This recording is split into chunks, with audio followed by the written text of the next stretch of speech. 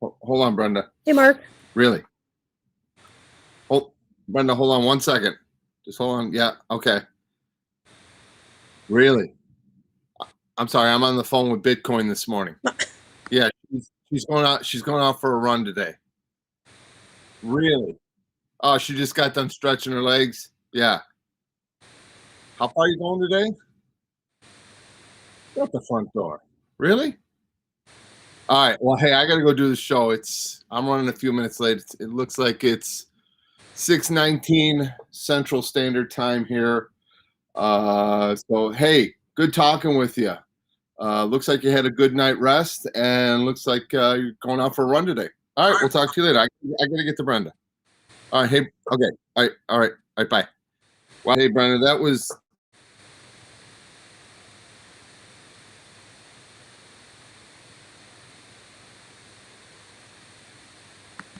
Bitcoin? Say what?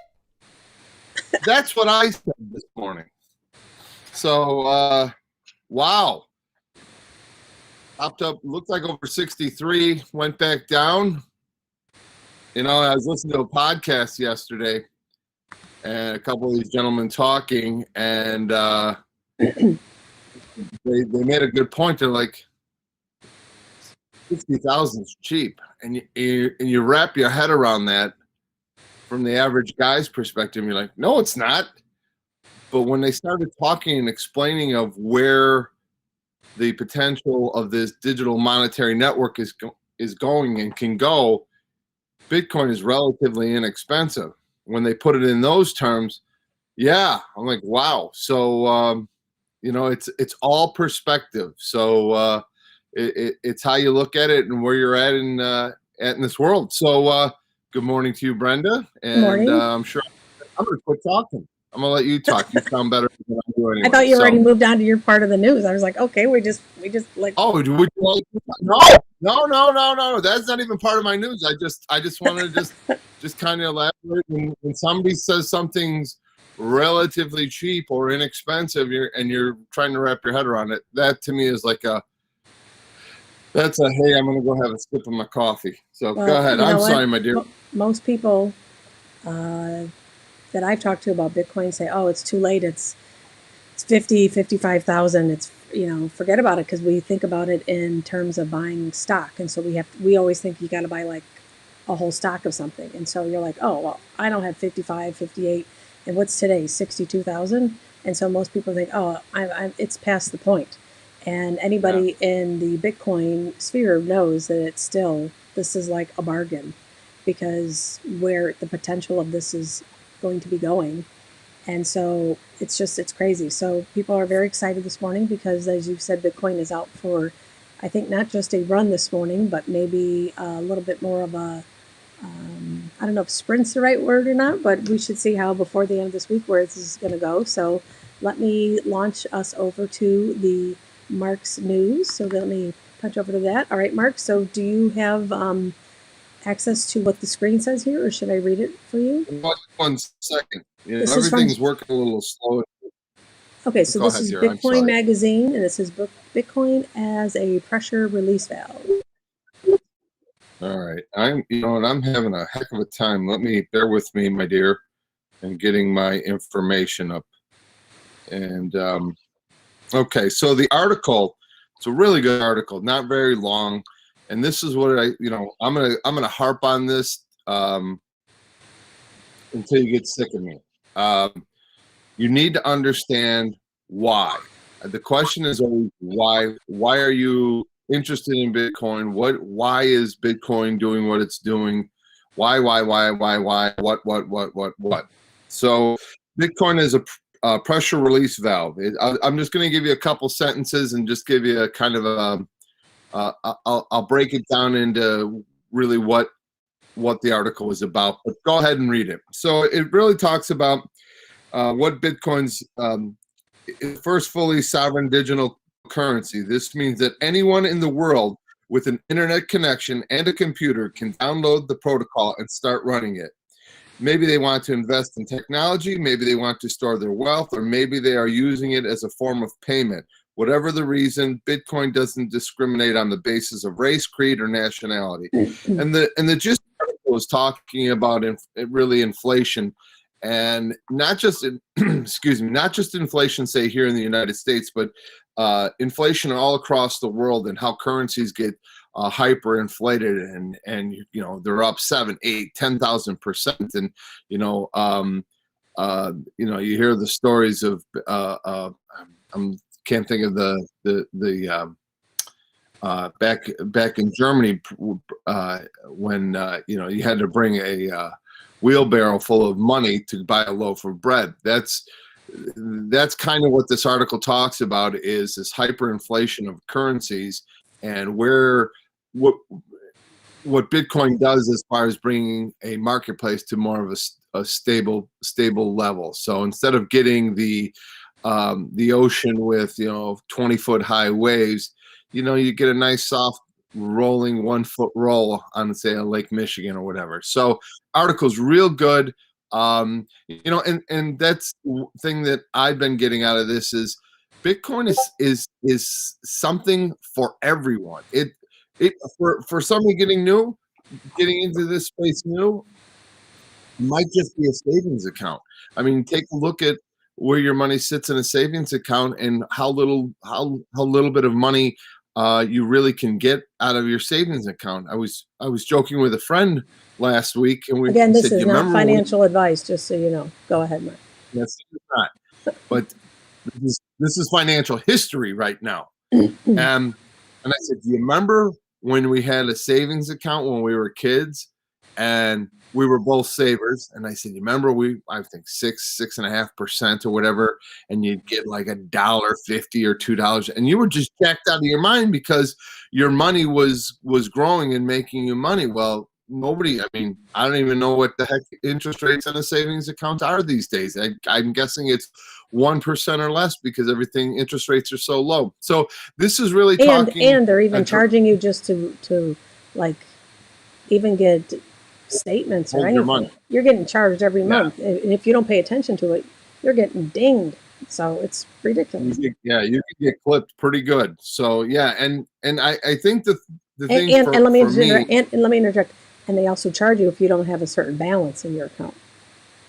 Yeah, absolutely. So I guess for I won't speak for Brenda, but I'll speak for myself, that you know, those little things you kind of let go by the wayside, like, oh, it's a savings account, it's not a big deal, because you know, you want to try to move your money and put it in a place that either, you know, keeps its value, or it grows a little bit. Since we have entered this space again, entered the arena of Bitcoin, I'm being more aggressive in my understanding of my money shouldn't just sit there, because if you think about it, at 1% or less, and inflation's going, your money's losing. It's losing. It's getting its arse kicked, you know. So yeah, there's many ways to Bitcoin Magazine, certainly. Is the 5-minute is the website bitcoinmagazine.com, or where did you find that at? Oh, that's a great question, Brenda. I do not have an answer for you on that. I'm sure people look up Bitcoin Magazine. Yeah, type it up. It's very well established. Some great articles in there. This is one that I think it's important to talk about the who's, what's, why's, where of Bitcoin. Tomorrow I'll try to have like the different links and stuff, so you guys can all see where to find it. I'm sure you guys are all capable of it, but you know, just so that you guys have it. So, all right, so we're going to move on to what I want to talk about today, is a little bit of education about Bitcoin. So I promised this whole week I was going to give you information just about Bitcoin. So anybody who's new to crypto, if you already know about this, you're probably rolling your eyes like, duh. But for the people who are new, every crypto has a thing called a white paper. And so it's almost like the prospectus that you would have for a stock or a mutual fund. And so the white paper is, as I have right on the screen here, what is the project about? What goals or problems that they're trying to solve, and what are their strategies to do that? And it helps you understand why that you'd want to invest in this crypto. All right. So that's what the white paper is.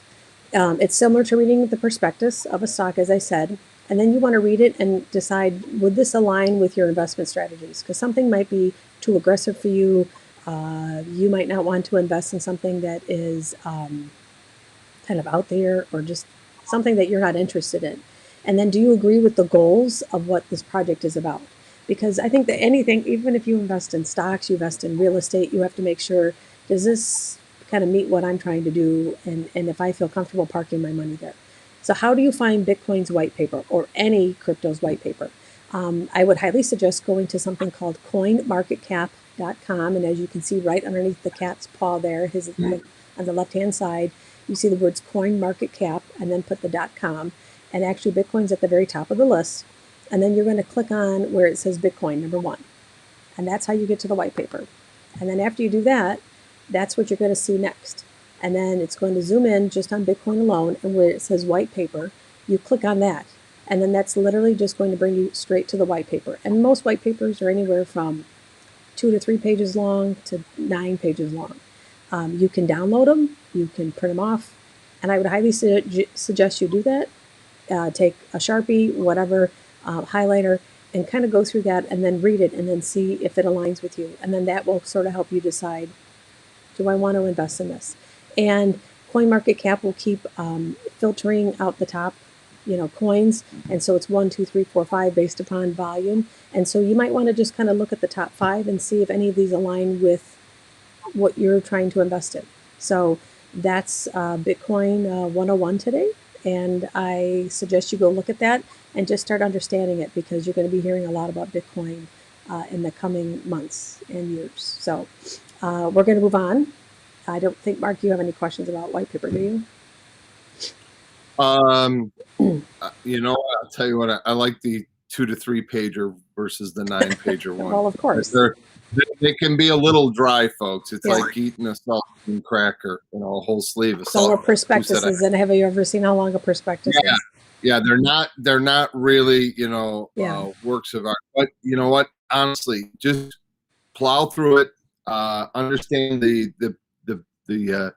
base cause or base principle of what the white paper is about. And there again, you got to keep educating yourself. This is not an arena where you just, you throw money at it and say, oh, this is what we're doing.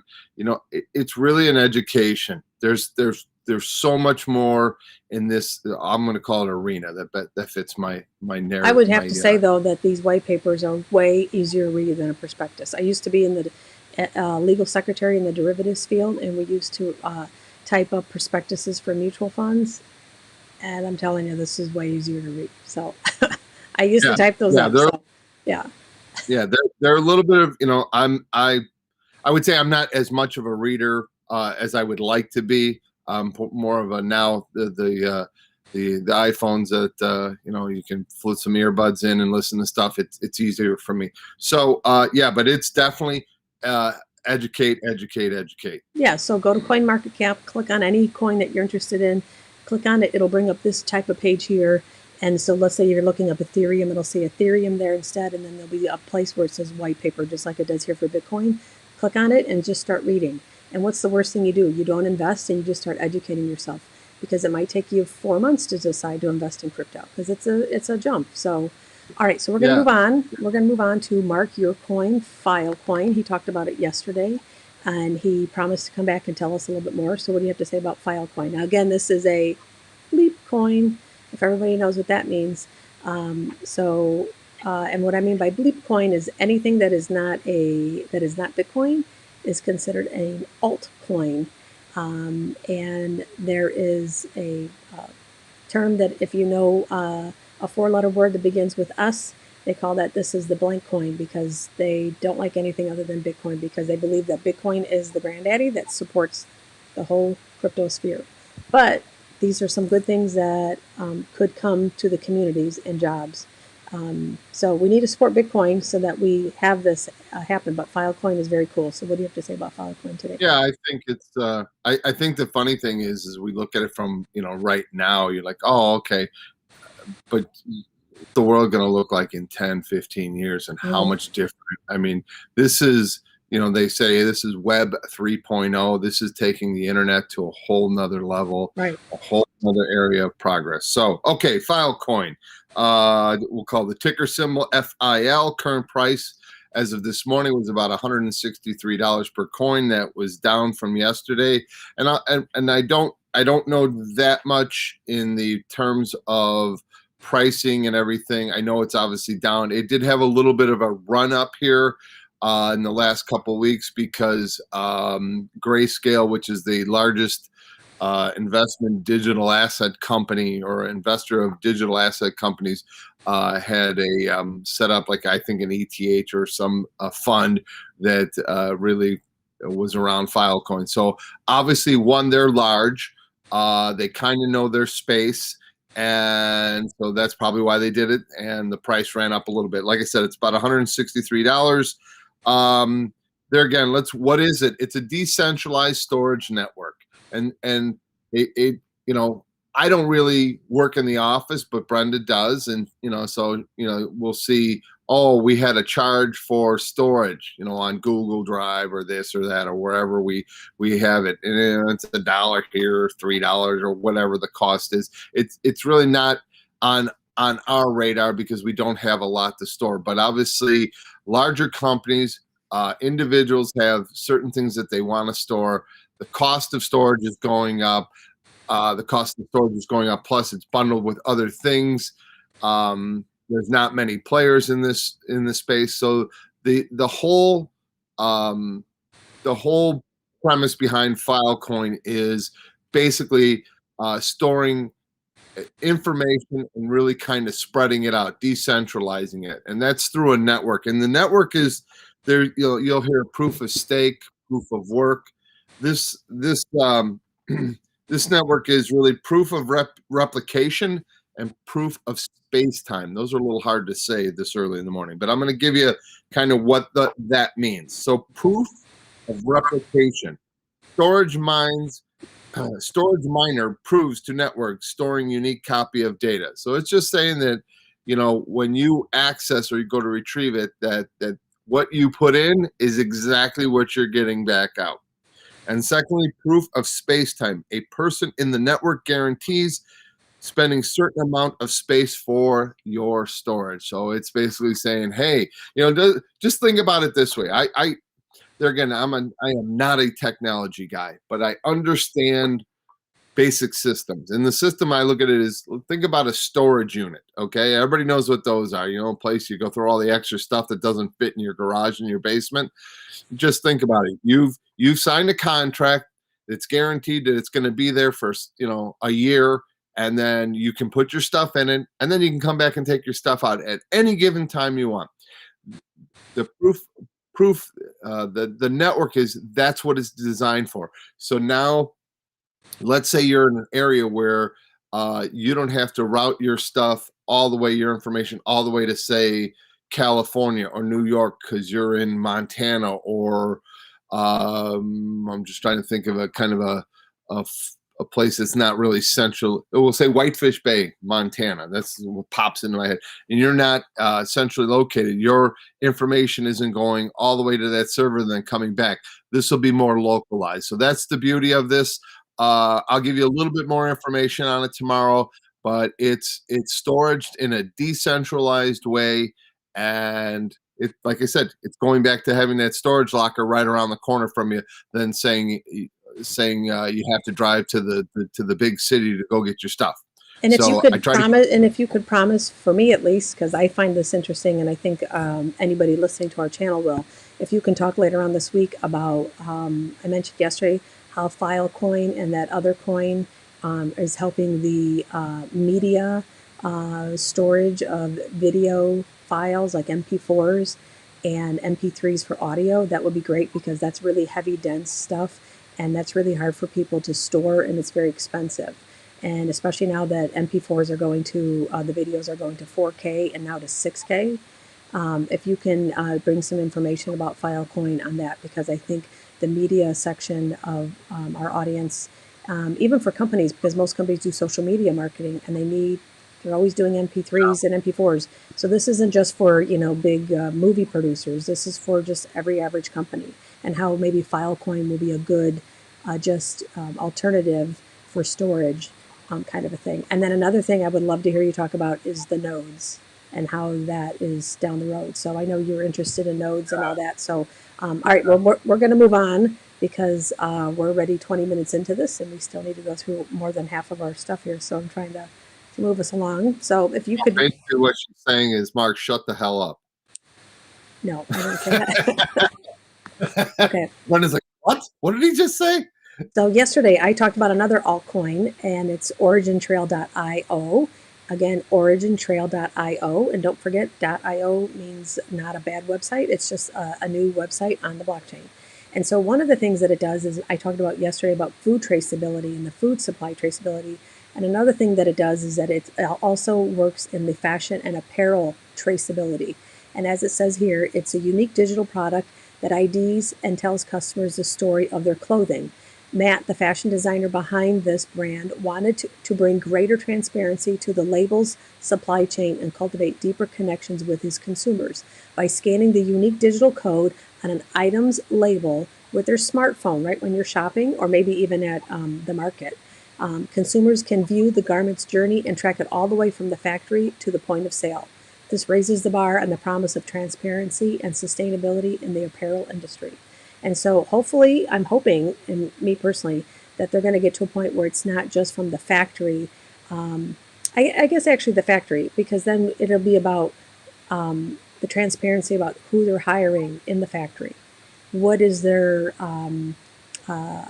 if they're meeting code as far as the emissions coming out of the factory, if they're complying with a lot of things as far as that they're not doing anything that you wouldn't want to buy a shoe or a shirt where they're going against labor laws for children. And so this is a really good thing. And another thing that Origin Trail is doing besides food and apparel traceability is standards and certifications. And this brings the protocol to safeguard the validity of issuing training certificates and business standards. And what this does is that it will trace certifications for professional training and supplies key global standards for small and large businesses in several industries. And it's about the integrity of that if you have a certain certificate or training, that it cannot be forged. And so someone can't just have a forged document saying, oh yeah, I went to college here, or oh yeah, I'm certified as in the financial market. And so this will be verified, that their certificate that they're showing a company, or that someone claims they have on their website that they're certified in something, that it's true because it's been verified through this network. And so a lot of people can just say what they're certified in, but do we actually really go check? We don't. And because we just trust them. And remember, I talked about yesterday, the nice thing about the blockchain is it makes it a trustless society, or a business, not society, a trustless sphere. And so you can just go on Origin Trail if they participate in this, or others that I'm sure are coming forward, and then you can just track it and just say, oh yeah, he does have that certificate. Yes, he did go to MIT. Yes, he did go to Stanford, or yes, he does have this sort of certificate. And so, or you can even check, like we're in the remodeling business, our other business, yes, they do have workman's comp and general liability, and it's proof of that. And so I know we have certificates now, but a lot of people we know forge those documents. They don't actually have originals sent. And so this is a way just for total proof in this. So that's just something cool that is hang on, that is just something really cool that is out there, that is beyond just investing, is now proof. This is traceability as far as standards, traceability as far as standards in factories, and traceability in the food supply, because we don't have to trust what they're saying and what their marketing is we can just look on the blockchain, because you cannot alter the blockchain. So what were you going to say? No, I think practical use, when you brought up the point of our insurance for, say, for our remodeling company, instead of having to pick up the phone and call and have certificates sent, this is, I'm going to probably guess through a smart contract, maybe how they would put it put it in the blockchain. But yeah, then it states, okay, this is your policy. It's good for X. Yeah, I totally see that being an awesome thing because there is there's fraud in the world. Sure. There's And a company could actually, you said like, I used to said use case. You know, a company could have this on their website, and then they can just literally click on probable. I'm guessing this is what could happen in the future. You could just say, "Oh yeah, we carry full insurance," and then someone can click on that and then actually check right on, Origin Trails section of that under their standards and certification section. And they're like, yep. And so right. someone doesn't have to call us up and say, Brenda, could you please send me a certificate of your insurance? Which is fine. We do it all the time. But I'm saying now a consumer can check right away before they even decide to call you up and work with you and say, yep. Yeah. It's an efficiency thing. Yeah. I mean, efficiency really, for the consumer. For the consumer. Yeah. Yes. Well, stop and think for everyone. Because if you think about it, because you're the one that handles the paperwork aspect, it keeps you from making a phone call and email. It has the person at the other end of the phone call having to do something. They can do something more that's easily more productive than, because it's one of those things that nobody absolutely enjoys doing. It just sometimes has to be done. So right. But this would be a really nice way to make the marketplace itself just more efficient. Right, but it's a to me, businesses will be silly not to do this because if they have nothing to hide, this is a way for them to show they have nothing to hide. And so I'm not saying that the construction and remodeling business that there's fraud or anything like that, but there's a lot of things that people don't necessarily reveal.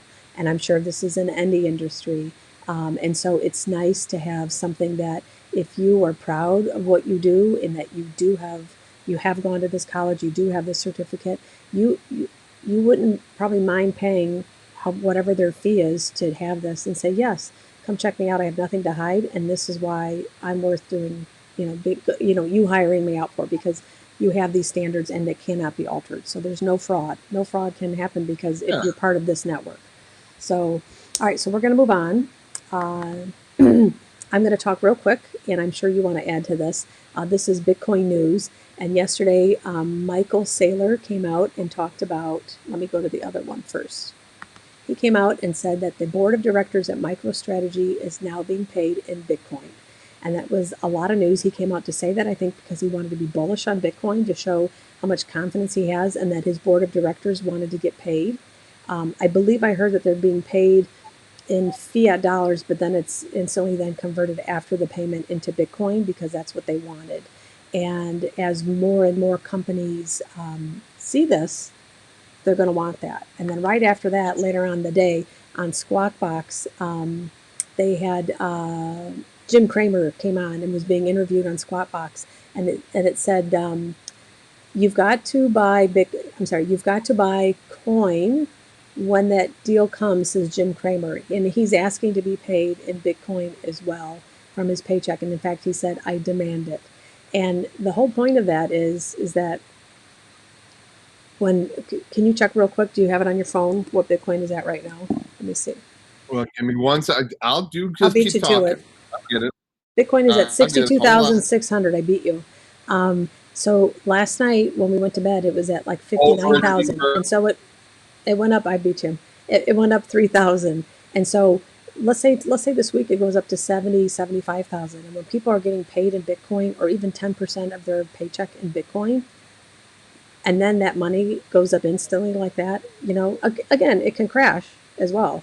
And so you have to be ready for that. But even now, was it the NBA, Mark? What was the team that is going to pay their? NBA. In fact, I read an article. What was the team? About a month or so back. Sacramento Kings, that they're going to start paying the players in Bitcoin. Yes, that is. They have the option to do that. Yeah. Yes.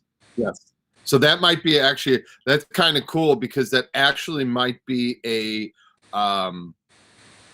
as adoption moves forward, that might be a negotiating point for a young player, especially a 19-year-old kid or 19, 20-year-old kid coming out of college, and he plays in the game. gets paid, let's just say 50% of his salary in Bitcoin, puts that away as his savings account. His career ends because it's going to be short anyways. 10 years, 29, he's 30. Think about that. 32-year-old player, leaves the basketball court, has Bitcoin kind of in a savings account, and he's being paid fiat currency and living off of that 10 years down the road. Yeah, and it'll it can be a really good opportunity for these young players to have to create some long-term wealth for themselves and their families. I think it's very very cool. Very cool. Yeah, because a lot of people, have we not heard, a lot of people are kind of hinting that Bitcoin can easily go to $1 million a coin, 10 million a coin over the next 10, 20 years. And so, again, not financial advice, but if you got paid even part of your paycheck in Bitcoin and you put even 5% away, let's say you're a 10% saver and you put only 5% of it into Bitcoin, or 2% of your paycheck into Bitcoin. Again, not financial advice, but it might be something that it can all of a sudden just go through the roof. And so it's an easy way. So why would you want to do that instead of doing it yourself?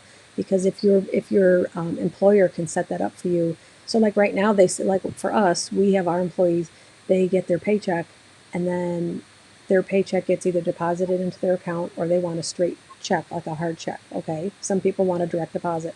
Well, I believe how I think it's called Bitwage or BitPay. Those are two of them, I believe, that are out there. You can set it up with your employer that the paycheck can go into their bank account. And then if you want a percentage of it, then BitPay or Bitwage will invest into Bitcoin for you and then deposit it into whatever cold storage wallet that you want.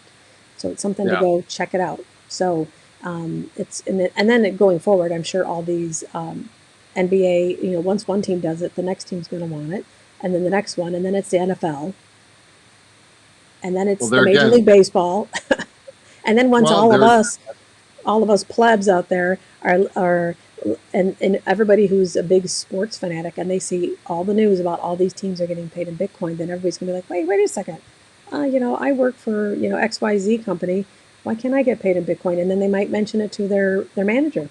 And so just watch, the adoption is going to be coming real soon, and it's real exciting. And then that's going to drive up the price of Bitcoin. It just is, because there's a limited supply of Bitcoin, and so it's really cool. And the nice thing, just remember, Bitcoin, you can buy it in fractions. Any crypto, you can buy it in fractions. You don't have to buy the whole coin.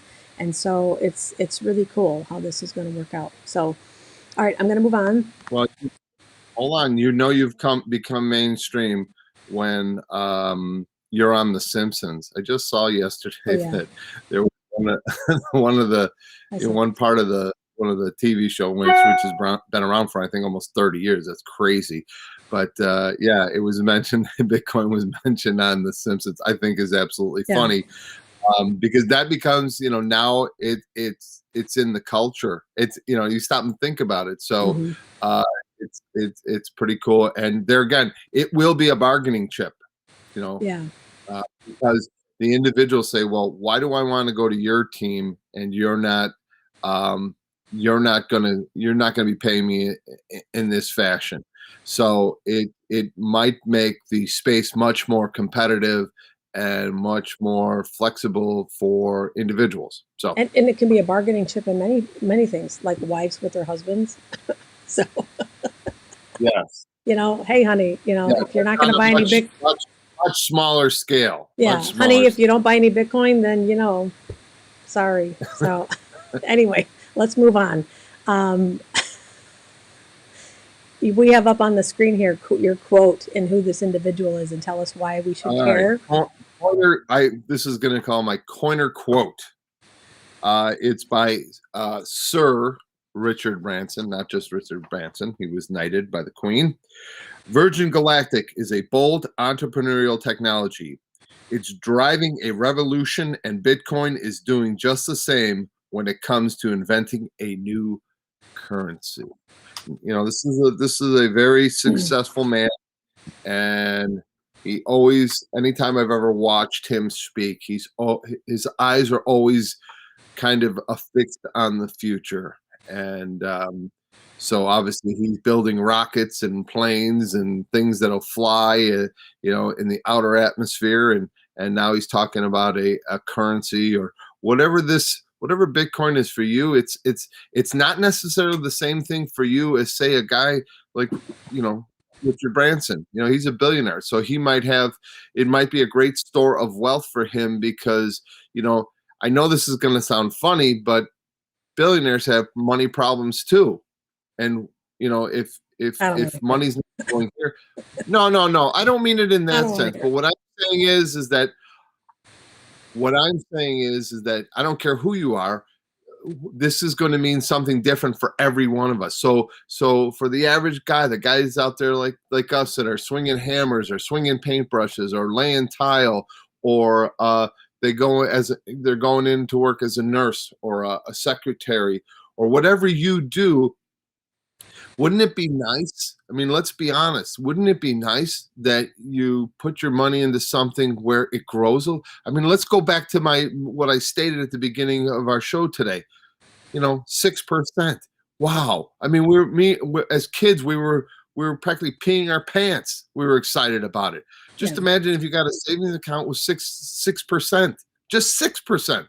I'm not asking for. I'm And so not asking how for. does the 6% relate to Bitcoin, and what do you mean by? Well, I'm just saying, if say Bitcoin as a savings account, as Bitcoin moves forward, it's going to grow. Oh, way more than Okay, 6%. I understand it, but I'm setting the Yeah. bar low. And Oh, that's my point. I'm not. I'm an optimist, okay, by my very nature, but I'm also a realist, and I want to say to people like, well, we're so used to accepting now. I mean, think about it. I went from being 10 years old, getting 6%, to now basically I might as well stick my yard in a mason jar in the backyard, right? I mean, yeah. isn't that what we're talking? Yeah. Okay. Well, I mean, wow, shame on me. I want to get 6% or 10% on my money. I mean, for Pete's sakes, Yeah. it's what that's what I'm We're saying is getting, everybody but has you're getting way more than that with Bitcoin. I We have, again, not financial I am advice, using, but yeah, it's that's not my point. My point is then you might as well my point is that you might as well stick your money in a mason jar right, right right, now, because right, it really is not. And there again, coupled with inflation, you're getting kicked in the teeth. right, So this is a simple math equation. right, right. Very simple math equation. Right. And So I'm assuming a lot of people are saying, well, the stock market's doing really good. So why would I want to take a risk into Bitcoin? And sure, so, sure, absolutely. Yeah, investigate that. Whatever right, you're putting your money in, whatever that is, you need to not just because say, oh, somebody said to do this. You need to investigate where your money is going and how much it's growing or right, not growing by. But if you leave it in a bank, it's it's right, not doing anything. It's sitting right, there. right. So, all right. Well, and we're going to move on to the next one. And I believe the next one, Mark, I don't know if you can see it or hear it, but the next one is my funny or meme portion of it today. And I'm hoping play instantly as soon as I click on it. So it's going to start right away, and we don't want to interrupt because it was a really good interview that Michael Saylor had with a young lady who's Oh, very hard to get on her show. And so Michael Saylor actually said he was a little nervous getting interviewed by her. Her name is Lily.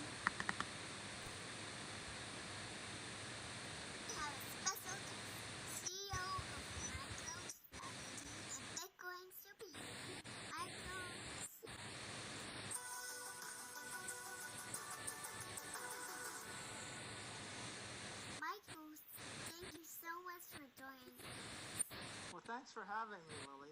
Always happy to be here. You're a pioneer in investing over $2 billion in Bitcoin. Michael, my first question is, when did you first buy Bitcoin? And what convinced you to buy it? Well, Lily, after March of 2020, I started having this gnawing suspicion that the money was broken and all of my treasury strategies just weren't working anymore to preserve shareholder value. So I went on a mad quest to find a solution, and I was delighted to discover Bitcoin. So Did you remember seeing that yesterday? Me? Yeah. Yes. Yeah, she was adorable. She was adorable. Yes. Let me turn down our Very volume cute. here. You're a little loud, and I'm a little loud. Oh, I'm Um, sorry. I'm a loud person by nature. yeah. So it was adorable, and I think it was nice that Michael Saylor got interviewed by Lily. That actually, look up the Lily Show on Twitter, and there's a 2-part video. It goes on way longer than that, and she asks him some really interesting questions, and it's really cute. And it's just showing that everybody's excited about the crypto industry. I'm not going to bring up any jobs today for any openings because I just want to kind of dabble in that maybe once or twice a week. But do know and do remember yesterday I brought up to start looking up the words hackathon, start looking up crypto jobs in your area, maybe look up job opportunities remotely that are happening. And I think that you're going to be excited. And you maybe if you don't have a Twitter account, get a Twitter account. There's a lot of news, or also get on Telegram and get a Telegram account because a lot of crypto companies are on Telegram as well. And that's how you'll start to pick up a little bit of news. And maybe just start researching Bitcoin because that's the granddaddy of them all and it's going up today. Definitely check on your phone. We talked about yesterday on your phone. You can go on the your stock app on your phone and then look up BTC USD. That means Bitcoin against the US dollar price. And then you'll be able to see how much it's going to probably shoot up this week. So again, we went to bed last night. It was at 59,000, and this morning it was up to 62,000. I think 800 while we were going live. So it's pretty cool. So anything before we finish up? No, it's just yeah, it has reached its all-time high. It's where it goes from here is anyone's guess. I'll leave that up to the professionals. But it is an interesting space, and I'm gonna go back to what I've said, and I'm gonna harp on the basics as a former youth football coach. The basics are what really help you develop your team and your game plan, and it's do your diligence. Okay, do your diligence. Okay, make sure you are asking questions, and if you feel like it doesn't make sense to you, ask more questions. It will make sense. This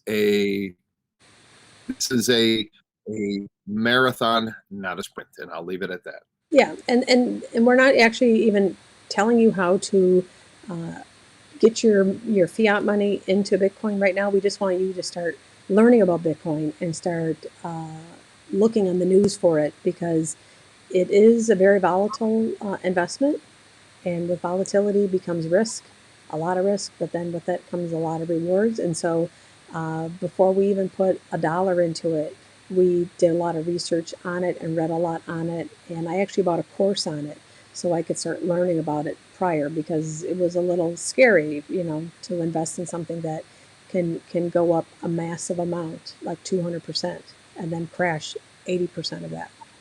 Not just go down 80 from 200, but like lose most of that. And so it's something to understand what you're getting into. So, but it's very exciting. This is a whole new ecosystem starting. We'll be back tomorrow to talk about more stuff. And hopefully you find us of interest. Give us a like, a comment, share it, subscribe, and have a great day. Oh, hang on. Thanks, guys. Hang on. And we're going to end the show. Bitcoin, say what? All right. Later, guys. Very good.